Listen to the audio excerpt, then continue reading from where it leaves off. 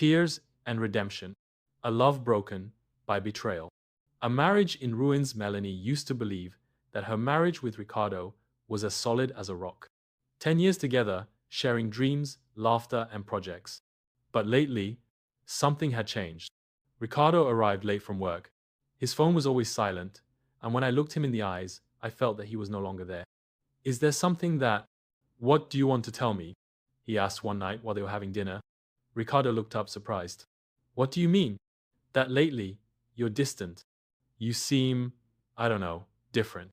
Ricardo smiled. Melanie recognized the falsehood in his gesture. It's just work stuff, honey. Don't worry. But Melanie did worry. And even more so when she found a hotel receipt in her husband's pocket. Alcata, a hotel where she had never been. The painful truth. Melanie's heart beat strongly as she parked in front of the hotel. She had spent the whole night without sleeping, wondering if he really wanted to discover the truth. But the answer came by itself. From the lobby, he saw Ricardo coming out of the elevator, accompanied by a woman. She was young, with dark hair falling softly waves on their shoulders. They laughed, hand in hand, oblivious to the world, oblivious to Melanie, who watched them with a broken heart. She felt nauseous. Everything became blurry. Her husband, the man with whom he had built a life, he was deceiving her. Ricardo kissed the woman before she left the hotel.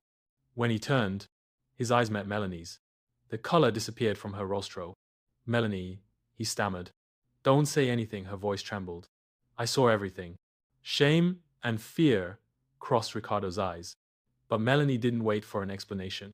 She turned and left the hotel with tears in the eyes. The fall of Ricardo. The following days were a whirlwind of emotions. Melanie cried, screamed, broke photographs and memories. But then came the calm and the decision. She put the divorce proceedings are underway.